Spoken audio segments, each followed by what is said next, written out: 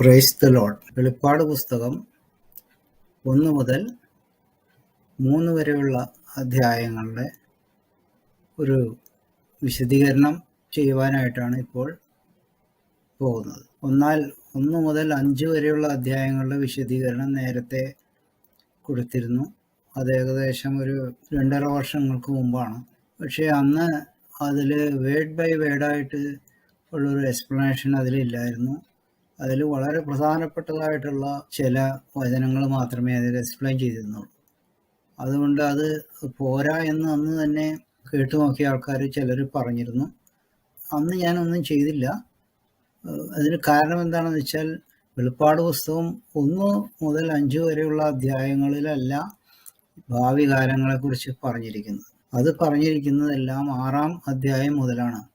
അതുകൊണ്ട് ഈ 1 മുതൽ 5 വരെയുള്ള അധ്യായങ്ങളിൽ ഏറ്റവും പ്രധാനപ്പെട്ട വചനങ്ങൾ മാത്രമേ ഞാൻ അതിൽ എക്സ്പ്ലെയിൻ ചെയ്തിരുന്നുള്ളൂ. ഇപ്പോൾ ഞാൻ എന്താ ചെയ്യണമെന്ന് വെച്ച് കഴിഞ്ഞാൽ 1 മുതൽ 3 വരെയുള്ള അധ്യായങ്ങളിൽ ഒരു വീഡിയോയും അത് കഴിഞ്ഞിട്ട് 4-5 അധ്യായങ്ങളുടെ ഒരു വീഡിയോയും ഉണ്ടാക്കാം എന്ന് കരുതുകയാണ്. അപ്പോൾ അതിൽ വേർഡ് ബൈ വേർഡായിട്ട് തന്നെ ആണ് എടുത്ത് എക്സ്പ്ലെയിൻ ചെയ്യാൻ പോകുന്നത്. ഇതിൽ വെളിപ്പാട് പുസ്തക വിശദീകരണം, മഞ്ഞയിൽ ഹൈലൈറ്റ് ചെയ്ത വാക്കുകൾ വിശദീകരണങ്ങളാണ്. ഇറ്റലിക്സ് നീല നിറത്തിൽ കൊടുത്തിരിക്കുന്ന വചനങ്ങൾ വെളിപ്പാട് പുസ്തകത്തിൽ ഇല്ലാത്തതും ബൈബിളിലെ മറ്റ് അധ്യായങ്ങളിൽ ഉള്ളതുമാണ്. അപ്പോൾ അധ്യായം 1 മുതൽ 3 വരെയുള്ളതിൽ അധ്യായം 1 നമ്മൾ വായിക്കാൻ പോവുകയാണ്. അധ്യായം 1 1-ാം വാക്യം, യേശുക്രിസ്തുവിൻ്റെ വെളിപ്പാട്. വേഗത്തിൽ സംഭവിപ്പാനുള്ളത് തൻ്റെ ദാസന്മാരെ കാണിക്കേണ്ടതിന് ദൈവം അത് അവന് കൊടുത്തു. അവൻ അത് തൻ്റെ ദൂതൻ മുഖാന്തരം അയച്ച് തൻ്റെ ദാസനായ യോഹന്നാന് പ്രദർശിപ്പിച്ചു. ഇതിൽ ആദ്യം പറയുന്ന വാക്ക് വേഗത്തിൽ സംഭവിപ്പാനുള്ളത്. തൻ്റെ ദാസന്മാരെ, അത് ദൈവത്തിൻ്റെ മക്കളെ കാണിക്കേണ്ടതിന് ദൈവം അവന് കൊടുത്തു. ഇതിൽ അവൻ എന്ന് പറഞ്ഞിരിക്കുന്നത് യേശുക്രിസ്തുവിനാണ്. അവൻ തൻ്റെ ദൂതൻ മുഖാന്തരം അയച്ച് തൻ്റെ ദാസനായ യോഹന്നാന് പ്രദർശിപ്പിച്ചു.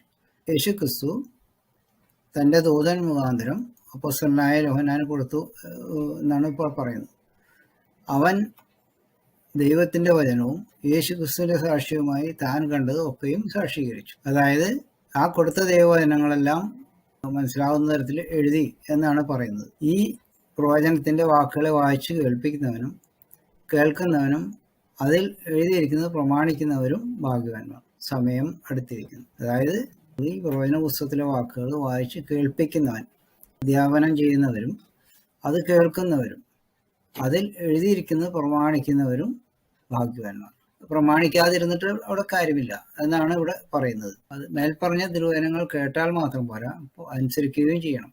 കാര്യങ്ങൾ ഉടനെ സംഭവിക്കുമെന്നാണ് ദൈവം പറഞ്ഞത്. നമ്മൾ വായിച്ചു.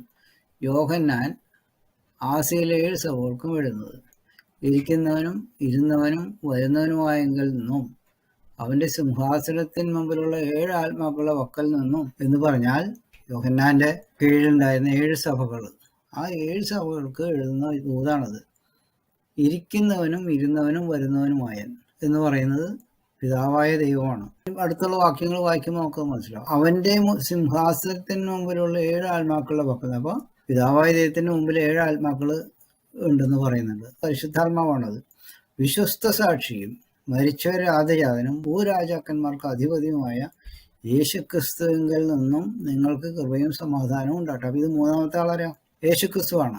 അപ്പോൾ പിതാവ്, പരിശുദ്ധാത്മാവ്, പുത്രനായ യേശുക്രിസ്തു, ഈ 3 ഇത് ഇവിടെ വരുന്നുണ്ട്. പിതാവും പുത്രനും പരിശുദ്ധാത്മാവുമായ ദൈവം എന്ന് പറയുന്ന ഇതാണ് ഇവിടെ കാണിച്ചിരിക്കുന്നത്.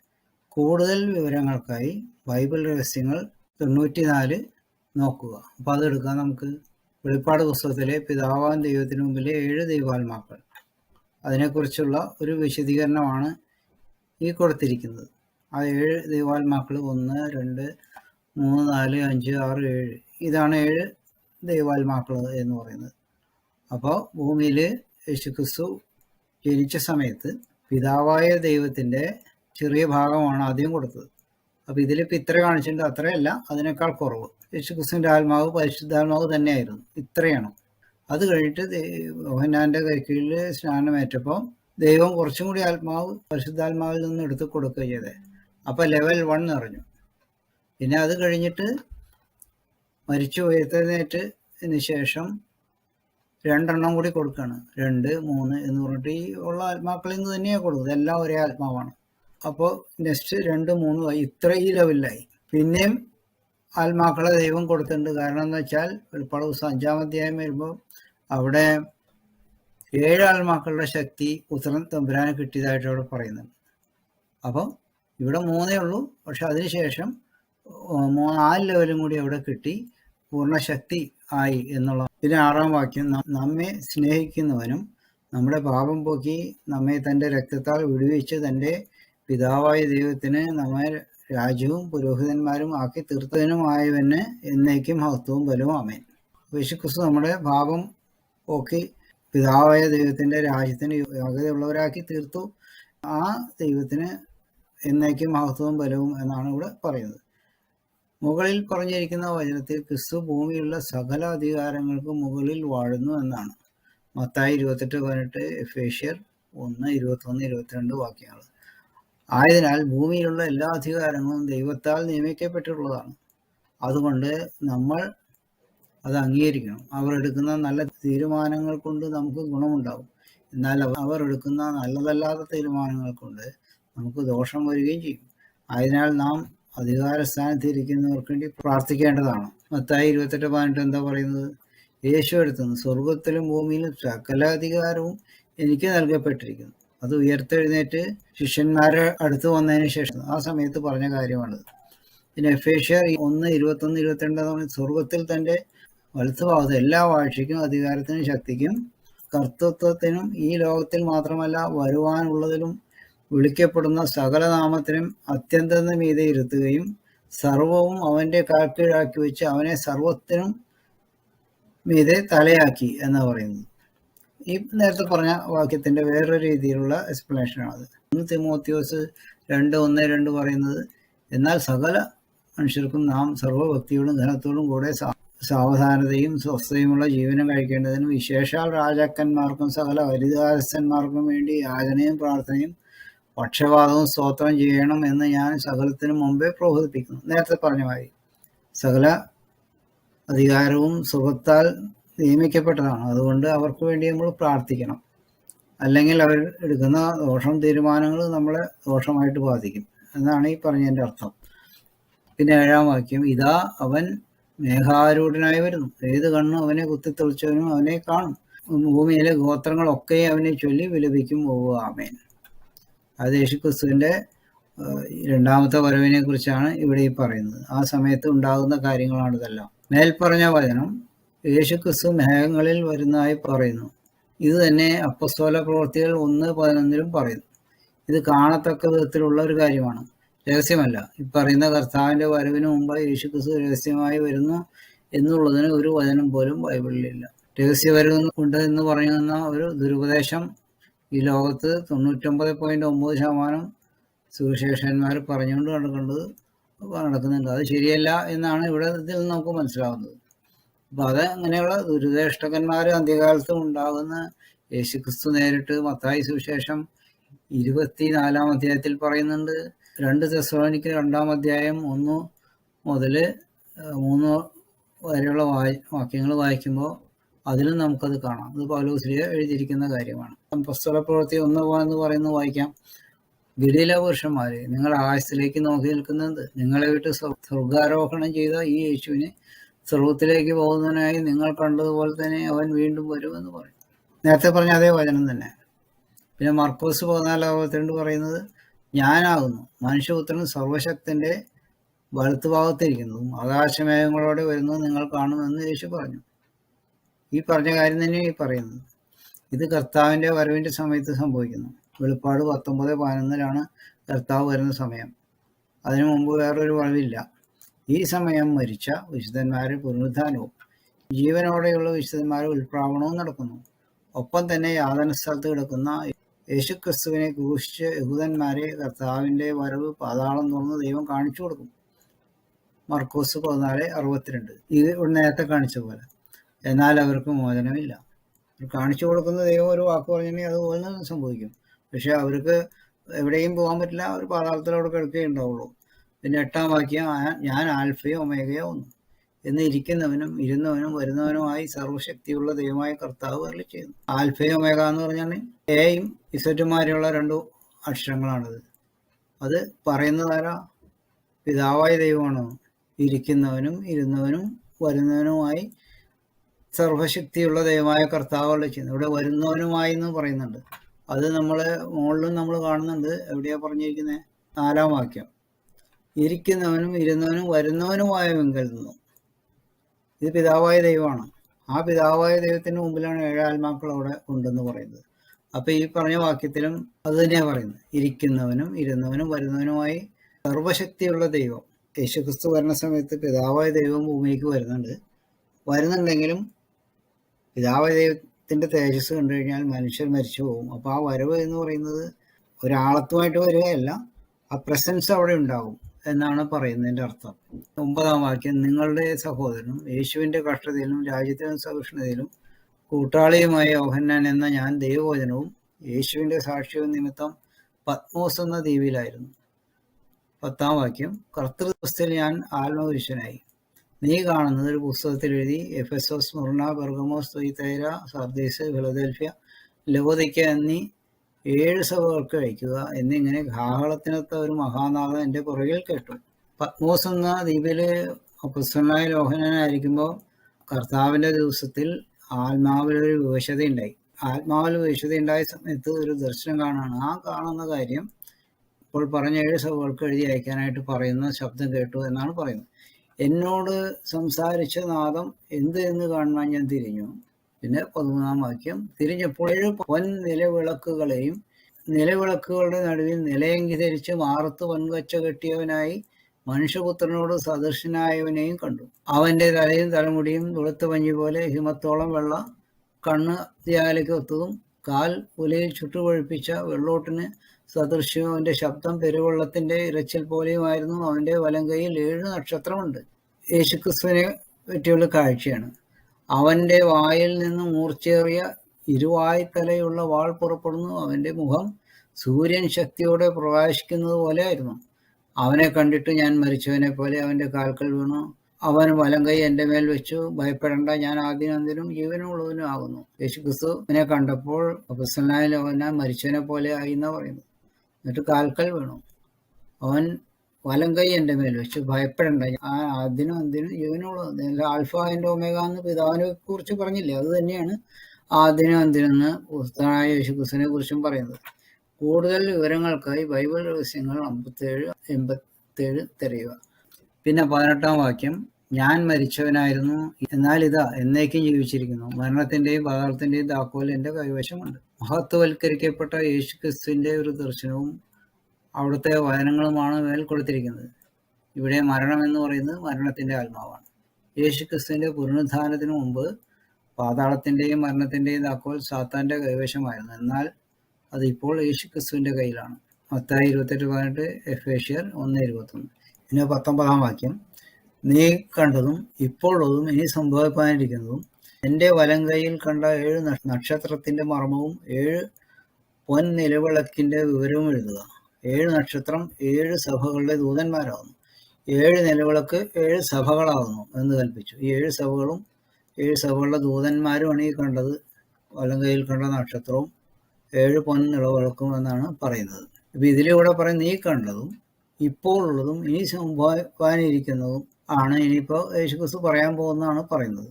മഹത്വവൽക്കരിക്കപ്പെട്ട യേശുക്രിസ്തു അപ്പൊസ്തലനായ യോഹന്നാന്റെ ഏഷ്യയിൽ ഉണ്ടായിരുന്ന 7 സഭകൾക്ക് നൽകാൻ പോകുന്ന ദൂതുകൾ എന്താണ് എന്നതിനെ കുറിച്ചാണ് ഇവിടെ പറയാൻ പോകുന്നത്. ഈ ദൂതുകൾ എല്ലാം അപ്പൊസ്തലനായ യോഹന്നാന് ദൂത് കൊടുക്കപ്പെട്ട സമയം മുതൽ അന്ത്യക്രിസ്തുവിന്റെ അവസാനം വരെയുള്ള എല്ലാ സഭകൾക്കും ബാധകമായിട്ടുള്ള കാര്യങ്ങളാണ്. ഈ കാലഘട്ടത്തെ ചിലർ ഓരോ സഭയുടെ കാലഘട്ടങ്ങളായി വേർതിരിച്ചിട്ടുണ്ട്. അതായത് ആദ്യത്തെ സഭ എഫെസോസിലെ യോഹന്നാന്റെ കാലം മുതൽ കുറച്ച് സമയത്തേക്കും, രണ്ടാമത്തെ സ്മുർണ സഭ അതിനുശേഷം കുറച്ച് സമയത്തേക്കും, അങ്ങനെ 7-ാമത്തെ സഭയായ ലവോദിക്ക സഭ അന്ത്യക്രിസ്തുവിന്റെ ഭരണത്തിന് തൊട്ടു മുമ്പുള്ള അവശേഷിക്കുന്ന സഭയാണ് എന്ന് പഠിപ്പിക്കുന്നവരുണ്ട്. ഇത് തീർത്തും തെറ്റാണ്. അപ്പൊ ആ ഒരു കാര്യം നമുക്കൊന്ന് നോക്കാം. ഇതാണല്ലോ ഈ റിവലേഷൻ ചാർട്ട് എന്ന് പറയുന്നത് മലയാളത്തിൽ. ഇംഗ്ലീഷിലും ഉണ്ട്, ഇതേ കണ്ടോ ഇവിടെ. അപ്പൊ നമുക്കത് മലയാളം എടുക്കാം. 7 സഭകളെ പറ്റിയുള്ള വിവരങ്ങളെക്കുറിച്ച് ഞാൻ പറഞ്ഞല്ലോ. അത് സാധാരണ ഇതിൽ ചെയ്യണം എന്താ വെച്ചിട്ടുണ്ടെങ്കിൽ അന്ത്യക്രിസ്തുവിന്റെ വരവ് വരെയുള്ള സമയം. ഇതിലിപ്പോൾ അന്ത്യക്രിസ്തു വരുന്ന സമയം എന്ന് പറയുന്നത് ഇവിടെ ആയിട്ടിരിക്കുന്നത്. അതായത് 6ാമത്തെ കാഹളം ഊതിയതിനു ശേഷമാണ് യഥാർത്ഥത്തിൽ അന്ത്യക്രിസ്തു വരും. ഇവര് പറയുന്നതനുസരിച്ച് 6ാമത്തെ കാഹളമല്ല, ഈ 1ാമത്തെ മുദ്ര തുറക്കുമ്പോഴാണ് അന്ത്യക്രിസ്തു വരുന്നത്. അതിന് തൊട്ട് മുമ്പ് ഉൽപ്രാവണം നടക്കും എന്നുള്ളൊരു തെറ്റായിട്ടുള്ള പഠിപ്പിക്കലാണ് ഭൂരിഭാഗം ബൈബിൾ പഠിക്കുന്ന അധ്യാപകന്മാരും പഠിച്ചു വെച്ചിരിക്കുന്നത്. അവർക്ക് അതിന് യാതൊരു വചനവുമില്ല. യൂറോപ്യൻസ് കണ്ടുപിടിച്ച ഒരു ചാർട്ടും അവരുടെ ഉപദേശമാണ്. ആ ചാർട്ട് നമുക്കൊന്ന് കാണിക്കാം. ആ ചാർട്ടാണ് ഈ കാണിച്ചിരിക്കുന്നത്. ഡാനിയേലിന്റെ റിവലേഷൻ കമ്പയർഡ് എന്ന് പറഞ്ഞ് കാണിച്ചു. ഇത് കംപ്ലീറ്റ്ലി റോങ് ആണ്. വചനമായിട്ട് ഇതിന് ഒരു സ്ഥലത്ത് ഒരു ബന്ധവും ഇല്ല, ഒന്നുമില്ല. ഇതിലിപ്പോൾ ഇവിടെ കാണിച്ചിരിക്കുന്നത് എന്താണ്? എഫെസോസ്, സ്മിർന, പെർഗമോസ്, തൊയ്തൈര എന്ന് പറഞ്ഞ് ലൗദിക്ക വരെ ഈ കാലഘട്ടത്തിൽ നിന്ന് ഈ പോയിന്റ് വരെ, അതായത് അന്ത്യക്രിസ്തു വരുന്നു എന്ന് ഇവര് പറയുന്ന സമയം വരെ, അതായത് 1ാമത്തെ മുദ്ര തുറക്കുമ്പോഴാണ് അന്ത്യക്രിസ്തു വരുന്നതെന്നാണ് ഇതിൽ കാണിച്ചിരിക്കുന്നത്. യഥാർത്ഥത്തിൽ അത് വളരെ തെറ്റായിട്ടുള്ളൊരു പഠിപ്പിക്കലാണ്. ഇങ്ങനെ ഓരോ കാലഘട്ടത്തിൽ 7 സഭയുടെ ഇങ്ങനെ ഒരു തരത്തിലും അത് ചെയ്യാൻ പാടില്ല. അതിന് വചനം ഒരിക്കലും അതിനെ സപ്പോർട്ട് ചെയ്യുന്നില്ല. ആ കാര്യമാണ് ഞാൻ നിങ്ങൾക്ക് പറഞ്ഞു തരാൻ ആഗ്രഹിക്കുന്നത്. പക്ഷെ അങ്ങനെ പരമ്പരാഗതമായിട്ടുള്ള ആ ഒരു പഠിപ്പിക്കല് നമ്മൾ മനസ്സിലാക്കിയിരിക്കണം, അത് തെറ്റായിട്ടുള്ള പഠിപ്പിക്കലാണ്. ഇനിയിപ്പോൾ നമുക്ക് അധ്യായം 2ലേക്ക് പോകാം. അപ്പൊ അധ്യായം 2, 3 എന്ന് പറയുന്നത് ഇപ്പൊ ഈ പറഞ്ഞ 7 സഭകളുണ്ടല്ലോ, ആ 7 സഭകളിൽ ഉള്ള ദൂത് എന്താണെന്നുള്ളതാണ് ഇതിൽ പറയുന്നത്. അത് രണ്ടും പറഞ്ഞിട്ട് നമുക്കത് നിർത്താം. അധ്യായം 2, 1-ാം വാക്യം. എഫെസോസിലെ സഭയുടെ ദൂതനെഴുതുക.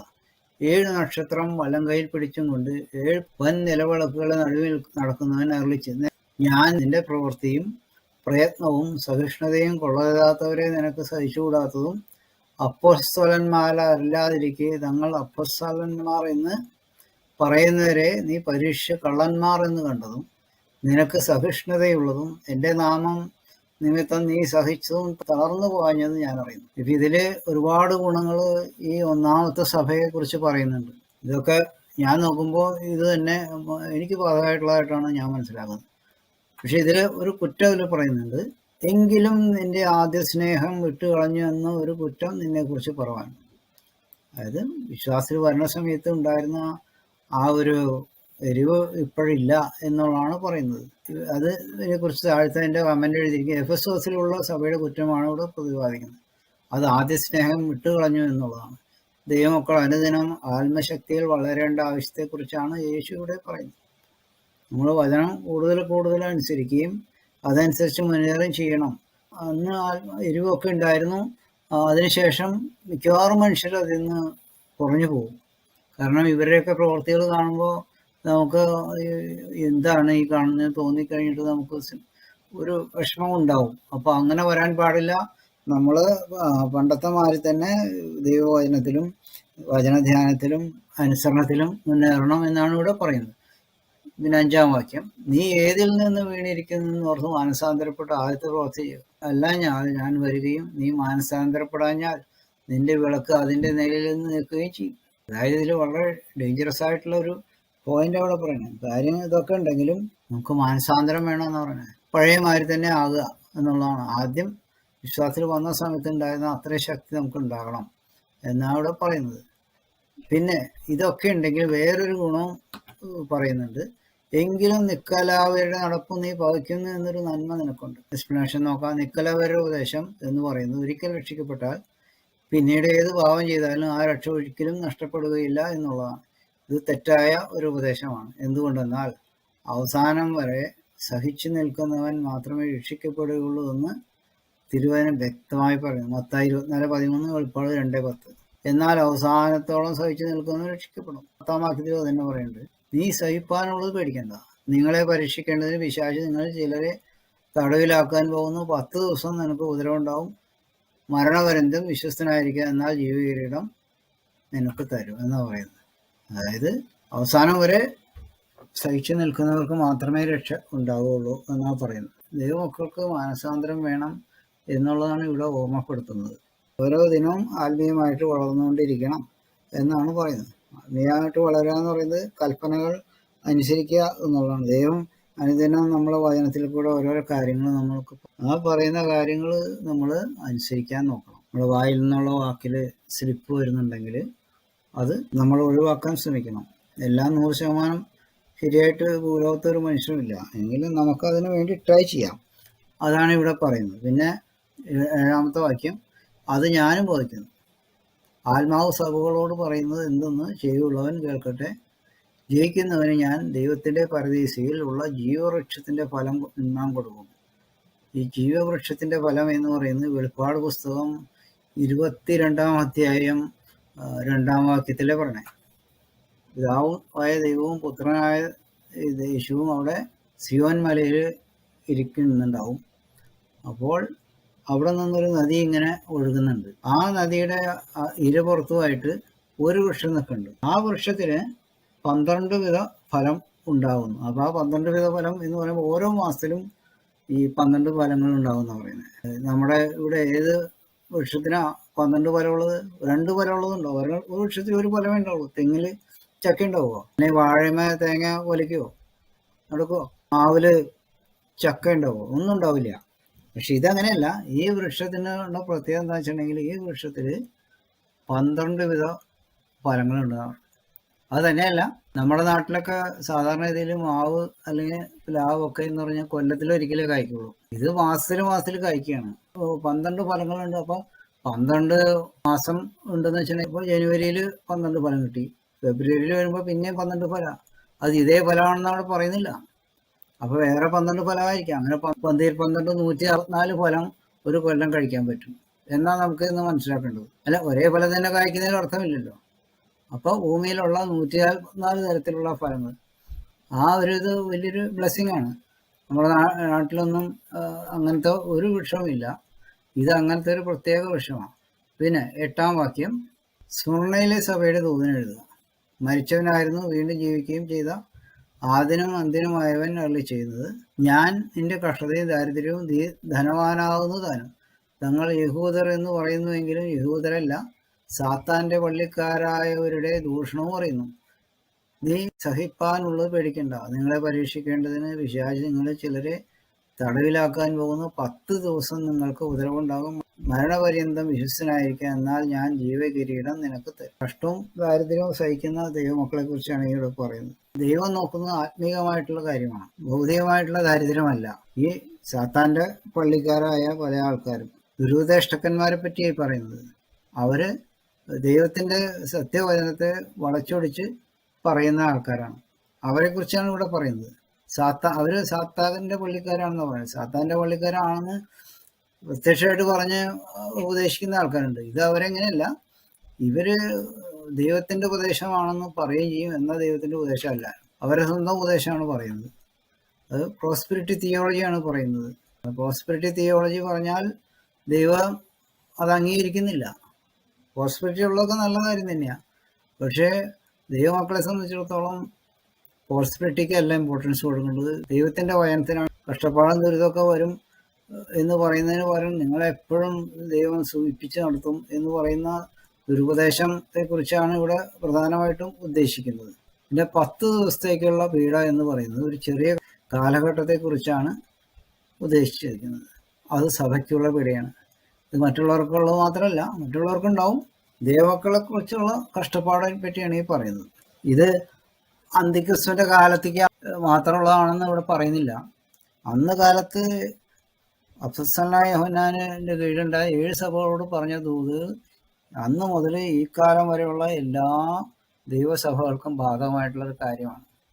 അതിൽ നേരത്തെ കാണിച്ച മാതിരി ഓരോ കാലഘട്ടത്തേക്ക് അങ്ങനെ തിരിച്ച് അങ്ങനെ പറയാൻ പറ്റില്ല.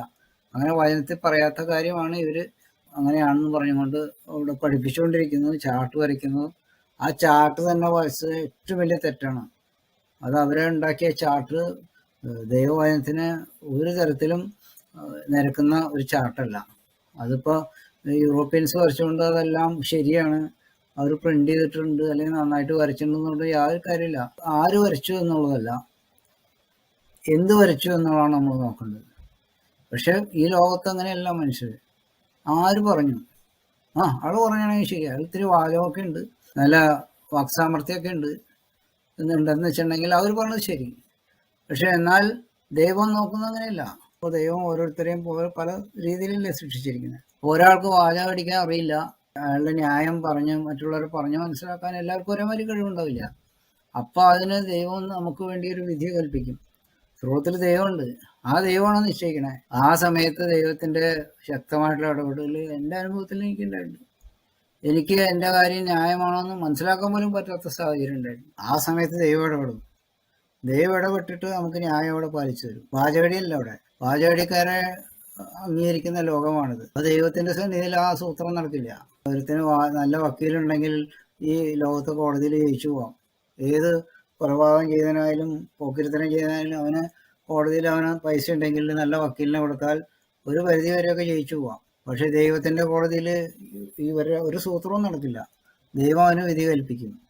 അവിടുത്തെ വാചകടിയുള്ളവരോ അല്ലെങ്കിൽ ഗുണസ്വാധീനമുള്ളവരോ അവർക്ക് മാത്രമേ രക്ഷയുള്ളൂ എന്ന് ഈ ലോകം വിധി എഴുതി വെച്ചിരിക്കുകയാണ്. അത് ദൈവത്തിന്റെ മക്കൾക്ക് ന്യായം പാലിച്ചു വരുന്നുള്ളത് യാതൊരു സംശയവുമില്ല. അതാണിപ്പോൾ എനിക്ക് പറഞ്ഞു തരാനുള്ളത്. പിന്നെ 12-ാം വാക്യം, പെർഗമോസിലെ സഭയുടെ ദൂതന് എഴുതുക.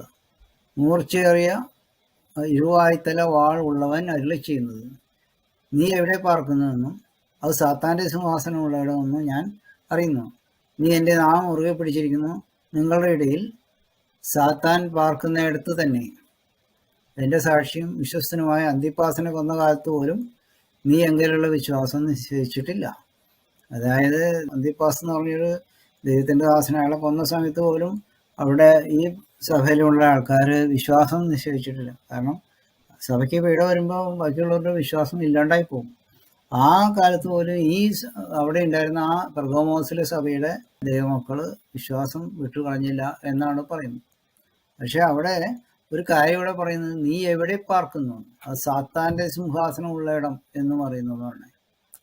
സാത്താൻ്റെ സിംഹാസനം ഉള്ളിടത്ത് സാത്താൻ ഉള്ളിൽ പ്രവർത്തിക്കും. ദൈവത്തിലെ എല്ലാ സ്ഥലങ്ങളുടെ അധികാരം ദൈവത്തിനുണ്ട്. പക്ഷെ ദൈവം അവിടെ നേരെ പ്രസന്റ് ആവില്ല. ദൈവം നോക്കിക്കൊണ്ടിരിക്കുകയാണ്. സർവ ചരാചരങ്ങളെയും ദൈവം ദൃഷ്ടി വയ്ക്കുകയാണ് ചെയ്യുന്നത്. അവിടെ നേരെ വരില്ല ചെയ്യണേ. നേരെ വരേണ്ട സാഹചര്യം ഉള്ളിടത്ത് അവിടെ അങ്ങനെ വരും. പക്ഷെ പ്രസൻസ് വരും. അത് ഏത് തരത്തിലാണ്? ആത്മാവിന്റെ ഒരു ഇതില ദൂതന്മാർ മുഖേനയോ അല്ലെങ്കിലും ദൈവത്തിന് ചെയ്യാൻ പറ്റാത്ത പണിയോ വല്ലതും ഉണ്ടോ? ആ രീതിയിൽ ദൈവത്തിന്റെ പ്രസൻസ് അവിടെ ഉണ്ടാവും. അതേസമയം സാത്താൻ അങ്ങനെയല്ല. സാത്താൻ ചില സ്ഥലങ്ങളും ചില സമയങ്ങളും പിശാചിനുള്ളതാണ്. ഭൂമിയിൽ തന്നെ പല സ്ഥലങ്ങളും പിശാചിനുണ്ട്. ധർമ്മശാസ്താവ് ഉണ്ടല്ലോ അവിടെ, അതായത് കുട്ടിച്ചാത്തൻ ഈ ശബരിമലയിലുണ്ട്. അവിടെയൊക്കെ പിശാചിന്റെ പ്രസൻസ് ഉള്ളതാണ്. പിശാചിന്റെ ആസ്ഥാനമാണത്. ദൈവങ്ങളല്ലാത്തവരെല്ലാവരുടെയും ഉള്ളിൽ പിശാചാണ്. അത് അവിടെ ഉണ്ടല്ലോ. അവിടെയൊക്കെ പിശാച് പിടി മുറുക്കി വെച്ചിരിക്കുകയാണ്. അത് കൂടുതൽ ദുഷ്ടതയുള്ള പിശാചുകൾ, ദുഷ്ടപ്രവർത്തികൾ ചെയ്യുന്ന ആൾക്കാരുടെ അടുത്ത് കൂടുതലുണ്ടാവും. അപ്പൊ അതിനൊരു സ്ഥലങ്ങളുണ്ട്. അത് ഭൂമിയിലുണ്ട്, പാതാളത്തിലുണ്ട്, പിന്നെ ആകാശത്തിലുണ്ട്. ആകാശത്തിലെ നക്ഷത്രങ്ങളിൽ പിശാചിന്റെ ശക്തിയുണ്ട്. അതെങ്ങനെ വന്നതെന്ന് വെച്ച് കഴിഞ്ഞാൽ, അത് ഞാൻ വേറൊരു വീഡിയോയും അതിന്റെ ഫയലും ഉണ്ടാക്കിയിട്ടുണ്ട്. അതിൽ പറഞ്ഞിട്ടുണ്ട്. സൃഷ്ടിയുടെ ആരംഭകാലം മുതൽ ലൂസിഫറിന്റെ ആൾക്കാരും ഭൂമിയിലുണ്ടായിരുന്ന സമയത്ത് ഇവിടെ വലിയ മൃഗങ്ങളും വലിയ വൃക്ഷങ്ങളും കാര്യങ്ങളൊക്കെ ഉണ്ടായിരുന്നു. അതിനെക്കുറിച്ച് ആ വീഡിയോ നോക്കിക്കഴിഞ്ഞാൽ നിങ്ങൾക്ക് മനസ്സിലാവും. ആ ഉണ്ടായിരുന്ന സമയത്ത് അന്ന് ഭൂമിയിലും ആകാശത്തിലും ഉണ്ട് പിശാചിന്റെ ശക്തി. കാരണം പിശാചിന്റെ ദൂതന്മാർ ആകാശത്തിലെ നക്ഷത്രങ്ങളിൽ അന്ന് തന്നെ ഉണ്ടായിരുന്നു. അവർക്ക് അധികാരം കൊടുത്തിരിക്കുക. അതേസമയം ലൂസിഫറിന് കൊടുത്തിരുന്നത് ശുക്ര നക്ഷത്രമാണ്. യെശയ്യാപ്രവചനത്തിൽ 14-ാം അധ്യായത്തിൽ അരുണോദയ പുത്രനായ ശുക്ര എന്ന് പറയുന്നത്. അരുണോദയ പുത്രനായ ശുക്ര എന്ന് പറഞ്ഞാൽ ശുക്ര നക്ഷത്രമാണ് പറയുന്നത്. അതിന് അധിപനായിരുന്നു. ഇപ്പോഴും അതിന്റെ അധികാരമുണ്ട് അതിന്. അതേസമയം സ്വർഗത്തില് ഇതിനൊക്കെ അപ്പുറം സ്വർഗമുണ്ട്. അവിടെയും ഈ പിശാചിന് ചെന്ന് ദൈവമക്കളെ കുറ്റം പറയാനുള്ളൊരു അവസ്ഥ അവിടെ കൊടുത്തിട്ടുണ്ട്. അവിടെ സ്ഥിരവാസമൊന്നുമില്ല. ഇങ്ങനെ സംസാരിച്ച് ദൈവത്തോട് കുറ്റം പറയാനുള്ള സാഹചര്യം. സ്ഥിരവാസം അവിടെ ഇല്ല. സ്ഥിരവാസം ഭൂമിയിലും പാതാളത്തിലും ആകാശത്തിലെ ചില നക്ഷത്രങ്ങളുടെ ഉള്ളിലൊക്കെ ഇപ്പോഴും അധികാരമുണ്ട്. അവിടെ പിശാചിന്റെ മറ്റുള്ള ദൂതന്മാരും ആകാശത്തിലാണ്. അവര് അവിടെ നിന്നുകൊണ്ടാണ് ഭൂമിയിലുള്ള എല്ലാ ചരാചരങ്ങളെയും നിയന്ത്രിക്കുകയാണ്. സർവ്വലോകവും ദുഷ്ടന്റെ അധീനതയിൽ കിടക്കുമെന്ന് പറയുന്നത് അങ്ങനെയാണ് അത് ചെയ്യുന്നത്. പക്ഷേ ദൈവത്തിന്റെ മക്കളുടെ മേല് ആ പിശാചിന്റെ ദൂതന്മാർക്കും യാതൊരു അധികാരമില്ല. അവരുടെ കാര്യങ്ങളെല്ലാം നോക്കുന്ന ദൈവമാണ്, രക്ഷിക്കുന്ന ദൈവമാണ്. പിശാചിന്റെ മക്കളായിട്ടുള്ള അവർക്ക്, അതായത് ദൈവത്തിന്റെ കൽപ്പനകൾ അനുസരിക്കാത്തവരുടെ കാര്യങ്ങളെല്ലാം നോക്കുന്നത് പിശാചിന്റെ ദൂതന്മാരുമാണ്. ആ പിശാചിന്റെ സമയത്ത് അവരെ നരകത്തിലേക്ക് പിശാച് കൊണ്ടുപോയിക്കോളും. അതാണ് അതിന്റെ കാര്യം. സാത്താൻ പാർക്കുന്ന ഭൂമിയിൽ പല സ്ഥലങ്ങളുണ്ടെന്ന് നമ്മൾ പറഞ്ഞല്ലോ. ഈ കൊലപാതകം നടത്തുന്ന സ്ഥലങ്ങളൊക്കെ എന്ന് പറഞ്ഞാൽ പിശാച് അവകാശപ്പെടും. ക്ഷേത്രങ്ങളിലെ അവകാശമുണ്ട്, പള്ളികളിലെ അവകാശമുണ്ട്, വിഗ്രഹങ്ങൾ വെച്ചിട്ടുള്ള എല്ലാ സ്ഥലങ്ങളിലും പിശാചിന് അവകാശമുള്ളതാണ്. അപ്പോൾ അതിൻ്റെ കെയർ ഓഫിൽ അത് പിശാചോട് വന്നിരിക്കും. അപ്പോൾ ആ വിഗ്രഹത്തോട് പ്രാർത്ഥിച്ചു കഴിഞ്ഞാൽ അതിൻ്റെ പിന്നിൽ ഒളിഞ്ഞിരിക്കുന്ന പിശാച് അവർക്ക് അനുഗ്രഹം കൊടുക്കും. കാരണം ദൈവകൽപ്പനകൾ ലംഘിക്കുന്ന പണി പിശാചിന് ഏറ്റവും ഇഷ്ടപ്പെട്ടതാണ്. അതുകൊണ്ട് ആ പ്രാർത്ഥന കേട്ട് ഇഹലോക അനുഗ്രഹങ്ങളെല്ലാം കൊടുക്കും. അതുകൊണ്ടാണ് 1 യോഹന്നാൻ 5-ാം അധ്യായത്തിൽ പറയുന്നത്, ലോകം മുഴുവൻ ദുഷ്ടന്റെ അധീനതയിൽ കിടക്കുന്നു എന്നാണ് പറഞ്ഞിരിക്കുന്നത്. അത് പിശാചിന് അധികാരമില്ലേ? പക്ഷെ ദൈവമക്കളുടെ മേലെ യാതൊരു അധികാരമില്ല. ആ രാജ്യം വേറെയാണ്, അത് ദൈവത്തിന്റെ രാജ്യമാണ്. അതിലാണ് ദൈവ കൽപ്പനകൾ അനുസരിക്കുന്നവരെല്ലാം ആയിരിക്കുന്നത്. പിന്നെ 14-ാം വാക്യം, എങ്കിലും നിന്നെക്കുറിച്ച് കുറഞ്ഞൊരു കുറ്റം പറയാനുണ്ട്. ഇസ്രായേൽ മക്കൾ വിഗ്രഹാർപ്പിതം തിന്നേണ്ടതിനും ദുർനടപ്പ് ആചരിക്കേണ്ടതിനും അവരുടെ മുമ്പിൽ ഇടർച്ച വെപ്പാൻ ബാലാക്കിന് ഉപദേശിച്ചു കൊടുത്ത ബിലയാമിന്റെ ഉപദേശം പിടിച്ചിരിക്കുന്നവർ അവിടെ നിനക്കുണ്ട്. ചർച്ചിന്റെ ഒരു പ്രശ്നം പറയുന്നത്, ഇസ്രായേൽ മക്കളെ കൊണ്ട് പാപം ജയിച്ച ബിലയാം എന്ന ഒരു പ്രവാചകൻ ഉണ്ടായിരുന്നു പഴയ നിയമകാലത്ത്. അങ്ങനെയുള്ള ഉപദേശം ചെയ്യുന്ന ചില മനുഷ്യർ ഈ ചർച്ചിലുണ്ടെന്നാണ് പറയുന്നത്. അത് അനുസരിക്കാൻ പാടില്ല. അതങ്ങനെ ഉള്ളവരെ ഉണ്ടെങ്കിൽ അവിടുന്ന് ഒഴിവാക്കി കളയണമെന്നാണ് പറയുന്നത്. സംഖ്യാപുസ്തകത്തിലാണ് ഈ മോവാബികളുമായിട്ട് പരസംഗം തുടങ്ങിയതിനെ പറ്റി പറയുന്നത്. ഇസ്രായേൽ മക്കൾ ശിത്തീമിൽ പാർക്കുമ്പോൾ ജനം മോവാബി സ്ത്രീകളുമായി പരസംഗം തുടങ്ങി. ബിലയാം ഇസ്രായേലിനെ ദൈവകൽപ്പന ലംഘിക്കുവാൻ ഉപദേശിച്ചു എന്നുള്ളതിന് പഴയ നിയമത്തിൽ വ്യക്തമായ വചനമില്ല. പിന്നെ 15-ാം വാക്യം വായിക്കാം, അവണ്ണം നിക്കലാവരുടെ ഉപദേശം കൈക്കൊള്ളുന്നവർ നിനക്കുണ്ട്. അത് 2-ാമത്തെ ദോഷം പറയണേ. നിക്കലാവരുടെ ഉപദേശം എത്ര പാപം ചെയ്താലും അത് ദൈവം ക്ഷമിച്ചോളും എന്നുള്ള അഡ്വാൻസ് ഒരു പ്രൊട്ടക്ഷൻ ഉണ്ടെന്നുള്ള പറയാം. അങ്ങനെയില്ല. പെർഗമോസിലുള്ള സഭയിലും നിക്കലാവരുടെ ഉപദേശം പിന്തുടർന്നുണ്ടായിരുന്നു. ദൈവം വെറുക്കുന്ന കാര്യമാണ്. 16-ാം വാക്യം, ആകയാൽ മാനസാന്തരപ്പെടുക, അല്ല ഞാൻ വേഗത്തിൽ വന്ന് എൻ്റെ വായിലെ വാളുകൊണ്ട് അവരോട് പോരാടും. അതായത് മാനസാന്തരം വേണം എന്ന് പറയുന്നത്. ഈ 2 പാപങ്ങളെ പറ്റി പറയുന്നുണ്ടല്ലോ, ആ പാപം ഒഴിവാക്കി കളയണം എന്നാണ് പറയുന്നത്. ആത്മാവ് സഭകളോട് പറയുന്നത് എന്തെന്ന് ചെവിയുള്ളവൻ കേൾക്കട്ടെ. ജയിക്കുന്നവന് ഞാൻ മറിഞ്ഞിരിക്കുന്ന മന്ന കൊടുക്കും, ഞാൻ അവന് വെള്ളക്കല്ലും ലഭിക്കുന്നവനല്ലാതെ ആരും അറിയാത്ത കല്ലിന്മേൽ എഴുതിയിരിക്കുന്നതുമായ പുതിയ പേരും കൊടുക്കും. ഈ പറഞ്ഞിരിക്കുന്ന മന്ന എവിടെ കൊടുക്കുന്നത്? അറിഞ്ഞിരിക്കുന്ന മന്ന പുതിയ യെരൂശലേമിലാണ് കൊടുക്കുന്നത്. പുതിയ യെരൂശലേം എന്ന് പറയുന്നത് 1000 ആണ്ട് വാഴ്ച കഴിഞ്ഞ് അന്ത്യവിധിയും കഴിഞ്ഞിട്ട് വരുമ്പോൾ പുതിയ യെരൂശലേം വരുന്നത്. അവിടെ മന്ന കൊടുക്കുന്ന പറയുന്നത്, അതായത് ഇസ്രായേൽ ജനത്തിന് 40 വർഷക്കാലം മരുഭൂമിയിൽ മന്ന കൊടുത്ത് അവിടെ അവരെ നടത്തിയെന്ന് പറയുന്നുണ്ട്. ആ മന്ന ആ കാലത്ത് അവിടെ ഉണ്ടാവും എന്ന് പറഞ്ഞത്. പിന്നെ അവന് വെള്ളക്കല്ലും ലഭിക്കണമല്ലാതെ ആരും അറിയാത്തതും കല്ലിന് എഴുതിയിരിക്കുന്ന പുതിയ പേരും, അതായത് യേശുക്രിസ്തുവിന് പുതിയ പേരുണ്ടെന്ന് പറയും, അതായത് പുതിയ പേര് കൊടുക്കും. വെള്ളക്കല്ല് എന്നൊക്കെ പറയുന്നത് ഒരു മെഡൽ കൊടുക്കുന്ന മാതിരിയുള്ള കാര്യമാണ് ഇവിടെ പറയുന്നത്. അത് കിട്ടുമെന്നാണ് പറയുന്നത്. ജയിക്കുന്നവർക്ക് സ്വർഗീയ ഭക്ഷണമായ മന്നായും പ്രത്യേകമായ രത്നത്തിൽ പേരെഴുതി കൊടുക്കുകയും ചെയ്യും. പിന്നെ 18-ാം വാക്യം പറഞ്ഞത്, തുയത്തരയില് സഭയുടെ തൂതിനെഴുതുക, അഗ്നിയാലയ്ക്കൊത്ത കണ്ണും വെള്ളോട്ടിന് സദൃശ്യമായ കാലുമുള്ള ദൈവപുത്രൻ അരുളിച്ചത്. യേശുക്രിസ്തുവിനെ കുറിച്ചാണ് പറയുന്നത്. ഞാൻ നിന്റെ പ്രവൃത്തിയും നിന്റെ സ്നേഹം, വിശ്വാസം, ശുശ്രൂഷ, സഹിഷ്ണുത എന്നിവയും നിന്റെ ഒടുവിലത്തെ പ്രവൃത്തി ആദ്യത്തേതിലേറെയെന്ന് പറയുന്നു. അപ്പോൾ ഒരു പ്ലസ് പോയിന്റ് ആയിട്ടുള്ള കാര്യമാണ്. എങ്കിലും താൻ പ്രവാചകി എന്ന് പറഞ്ഞ് ദുർനടപ്പ് ആചരിപ്പാനും വിഗ്രഹാദിത്വം തിന്നാനും എൻ്റെ ദാസന്മാരെ ഉപദേശിക്കുകയും തെറ്റിച്ചു കളയുകയും ചെയ്യുന്ന ഇസ്രബേൽ എന്ന സ്ത്രീയെ നീ അനുവദിക്കുന്നൊരു കുറ്റം നിന്നെക്കുറിച്ച് പറയാറുണ്ട്. അപ്പോൾ ആ ഒരു സ്ത്രീ എവിടെയുള്ളതായിട്ട് വേണ്ട ചർച്ചിൽ. ഞാൻ അവൾക്ക് മാനസാന്തരപ്പെടുവാൻ സ്വയം കൊടുത്തിട്ടും ദുർനടപ്പ് വിട്ട് മാനസാന്തരപ്പെടുവാൻ അവൾക്ക് മനസ്സായില്ല. ഞാൻ അവളെ കിടപ്പിലും അവളുമായി വിവരിക്കുന്നവരെ അവളുടെ നടപ്പ് വിട്ട് മാനസാന്തരപ്പെടാതിരുന്നാൽ വലിയ കഷ്ടതയിലാക്കിക്കളയും. അവളുടെ മക്കളെയും ഞാൻ കൊന്നുകളയും. ഞാൻ ഉൾപ്പുകളെയും ഹൃദയങ്ങളെയും ആരായുന്നവനെന്ന് സകല സഭകളും അറിയും. നിങ്ങളുടെ പ്രവൃത്തിക്ക് തക്കവണ്ണം ഞാൻ നിങ്ങൾക്ക് ഏവർക്കും പകരം ചെയ്യും എന്നാണ് അവിടെ പറയുന്നത്. ഇവിടെ പറയുന്ന ഒരു സ്ത്രീയെ പറ്റി പറയുന്നത്, ആ സ്ത്രീ ഈ വിഗ്രഹാർത്ഥം തിന്നാനും ദുർനടപ്പ് ആചരിപ്പാനും ദുഷ്ടപ്രവർത്തികൾ ഇവിടെ വ്യഭിചാരം ചെയ്യുന്നെന്ന് ഇവിടെ പറയുന്നത്. അത് പലരും അങ്ങനെ ഉണ്ടെന്നാണ് അന്ന് കാലത്തുള്ളത്, ഇപ്പോഴും ഉണ്ടെന്നാണ് തോന്നുന്നത്. അപ്പം അങ്ങനെ ചെയ്യുന്ന ആൾക്കാർക്ക് സ്ത്രീകൾക്ക് അത് സ്ത്രീകളായാലും പുരുഷന്മാരായാലും ദൈവം തന്നെ അവരെ കൈകാര്യം ചെയ്യും എന്നാണ് ഇവിടെ പറയുന്നത്. ഇവിടെ പറഞ്ഞിരിക്കുന്ന ഈസബേലിന് പഴയ നിയമ പുസ്തകത്തിൽ പറഞ്ഞിരിക്കുന്ന ഈസബേലുമായി ബന്ധമില്ല. ഈ സ്ത്രീ താനൊരു പ്രവാചിയാണെന്ന് പറയുന്നു. ഈ സ്ത്രീ സഭയിലെ അംഗങ്ങളെ ദുർനടപ്പ് ആചരിപ്പാൻ വിഗ്രഹാർപ്പിതം ഭക്ഷിക്കുവാനും ഉപദേശിക്കുന്നു. സ്ത്രീത്തര സഭയിലെ കുറ്റം ഇതായിട്ടാണ് പറയുന്നത്. ഈ സ്ത്രീക്ക് പറഞ്ഞിട്ടുള്ള ശിക്ഷ ഇങ്ങനെയുള്ളവർക്കൊരു പാഠമാണ്.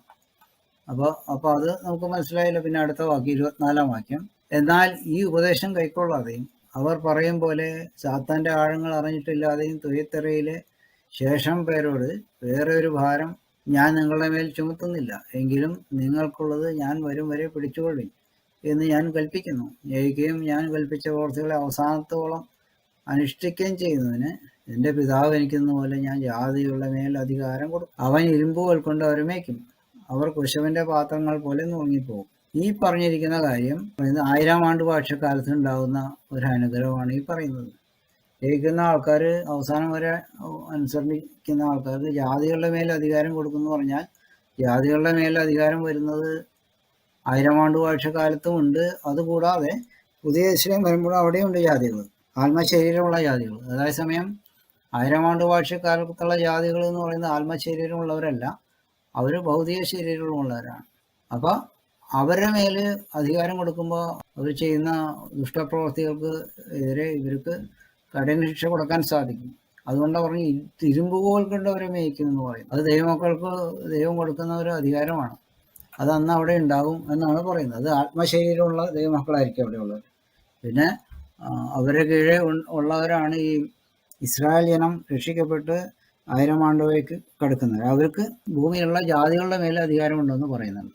പക്ഷെ ഈ പറയുന്നത് ഭൗതിക ശരീരമുള്ളവരല്ല, ആത്മശരീരമുള്ളവരാണ്. അതായത് പുനരുദ്ധാനവും ഉൽപ്രാവണവും പ്രാപിച്ച ദൈവമക്കൾക്കുള്ള കാര്യമാണ് ഇവിടെ ഈ പറഞ്ഞിരിക്കുന്നത്. ജയിക്കുന്നവർക്ക് 1000 ആണ്ട് വർഷക്കാലത്ത് കൊടുക്കുന്ന അനുഗ്രഹങ്ങളെ കുറിച്ചാണ് ഇവിടെ പറയുന്നത്. പക്ഷെ യഥാർത്ഥത്തിൽ അത് മാത്രമല്ല, നിത്യതയിൽ, അതായത് പുതിയ ഇസ്ലാമിലും അതങ്ങനെ ഒരു ഇതുണ്ടാവും എന്നാണ് നമുക്ക് മനസ്സിലാക്കേണ്ടത്. ഞാൻ അവന് ഉദയനക്ഷത്രവും കൊടുക്കും. ആത്മാവ് സഭയോട് പറയുന്നത് എന്തെന്ന് ചെയ്യുന്നു. ഈ ഉദയനക്ഷത്രത്തെ പറ്റി എന്താ പറയുന്നത്? ഭൂമിയിൽ മനുഷ്യനെ സൃഷ്ടിക്കുന്നതിന് മുമ്പ് ഭൂമിയിൽ ലൂസിഫർ അടക്കമുള്ള ദൂതന്മാർ വസിച്ചിരുന്നു.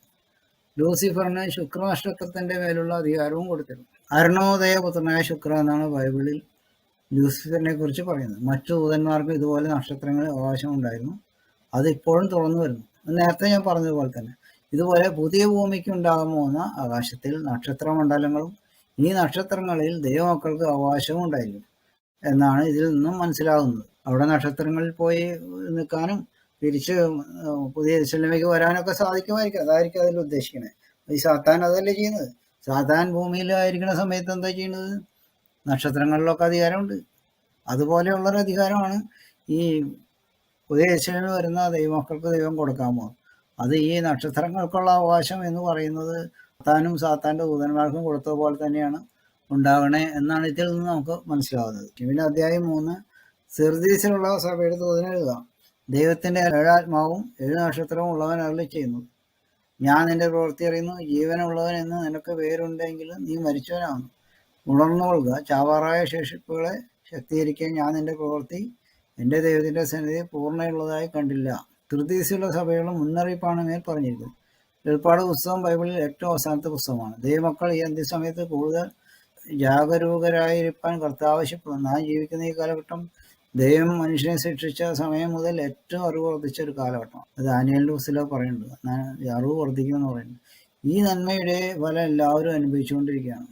എന്നാൽ തിന്മയും ഇത്രത്തോളം വർദ്ധിച്ച കാലം ഉണ്ടായിട്ടില്ല. പഴയ നിയമ കാലഘട്ടത്തിൽ ഇങ്ങനെ സംഭവിച്ചിട്ടുണ്ട്. യോസഫ് മിസ്രൈമിൽ ഫറവോന്റെ മന്ത്രിയായിരിക്കുന്ന സമയത്ത് 7 വർഷം ഐശ്വര്യവും തുടർന്ന് 7 വർഷം ക്ഷാമവും ഉണ്ടായി. വെളിപ്പാട് പുസ്തകത്തിൽ പറയുന്ന പോലെ അന്ത്യക്രിസ്തുവിന്റെ 7 വർഷവും അതിനു മുമ്പുള്ള ചില സമയങ്ങളും കഷ്ടമുണ്ടാവും. ആകയാൽ നീ പ്രാപിക്കുകയും കേൾക്കുകയും ചെയ്തത് എങ്ങനെയെന്ന് ഓർത്ത് അത് കാത്തുകൊള്ളുകയും മാനസാന്തരപ്പെടുകയും ചെയ്യുക. നീ ഉണരാതിരുന്നാൽ ഞാൻ കണ്ണനെ പോലെ വരും, ഏത് നാഴികയ്ക്ക് നിന്റെ മേൽ വരുമെന്ന് നീ അറിയും. വാച്ച്ഫുള്ളായിരിക്കണം. ദൈവകൽപ്പനകൾ അനുസരിക്കുന്നതിൽ കൂടുതൽ ശ്രദ്ധ ഉണ്ടാകണം എന്നാണ് ഇവിടെ പറയുന്നത്. പിന്നെ 4-ാം വാക്യം, എങ്കിലും ഉടുപ്പുമല്ലമാകാത്ത കുറേ പേർ സദസ്സിലുണ്ട്. അവർ യോഗ്യന്മാരാകയാൽ വെള്ള ധരിച്ചും കൊണ്ട് എന്നോടുകൂടെ നടക്കും. ജയിക്കുന്നവൻ വെള്ളയുടുപ്പ് ധരിക്കും. അവൻ്റെ പേർ ഞാൻ ജീവപുസ്തകത്തിൽ നിന്ന് മായ്ച്ചു കളയാതെ എൻ്റെ പിതാവിൻ്റെ സന്നിധിയിലും അവൻ്റെ ദൂതന്മാരുടെ മുമ്പിലും അവൻ്റെ പേരേറ്റു പറയും. ആത്മാവ് സഭകളോട് പറയുന്നത് എന്തെന്ന് ചെവിയുള്ളവൻ കേൾക്കട്ടെ. ഇപ്പോഴും ഇവിടെ ജയിക്കുന്നവനെ കുറിച്ച് അവിടെ പറയുന്നത്. ജയിക്കണമെങ്കിൽ കൽപ്പനകൾ അനുസരിക്കുക എന്നുള്ളതാണ്. അങ്ങനെ ജയിക്കുന്നവർക്ക് ഇവിടെ വേറൊരു വെള്ളയെടുപ്പ് കൊടുക്കുന്നു പറയുന്നു. സ്വർഗത്തിൽ ചെല്ലുന്നവർക്ക് വെള്ളയെടുപ്പ് ധരിക്കുമെന്ന് പറയുന്നുണ്ട്. വെള്ള നീലയെങ്കിൽ കൊടുത്തതായിട്ട് വെളിപ്പാട് പുസ്തകം 6-ാം അധ്യായത്തിൽ യാഗപീഠത്തിലും ചുവട്ടിലും നിലവിളിക്കുന്ന ദൈവമക്കൾ അവരൊക്കെ വെള്ള നീലയെങ്കിൽ കൊടുത്തു എന്ന് പറയുന്നു. അതുപോലെ തന്നെ വെളിപ്പാട് പുസ്തകം 7-ാം അധ്യായത്തിൽ ഇത് തന്നെ പറയുന്നുണ്ട്. അത് തന്നെ ജീവപുസ്തകത്തിൽ എഴുതിയ പേർ മായ്ച്ചു കളയേണ്ട സാഹചര്യം ഉണ്ടായാൽ പാപത്തിൽ തുടർന്നാൽ ജീവപുസ്തകത്തിലെ പേര് മായ്ച്ചു കളയുമെന്നാണ് ഇവിടെ പറയുന്നത്. അതായത് രക്ഷ സ്ഥിരമാണെന്ന് അർത്ഥമില്ല.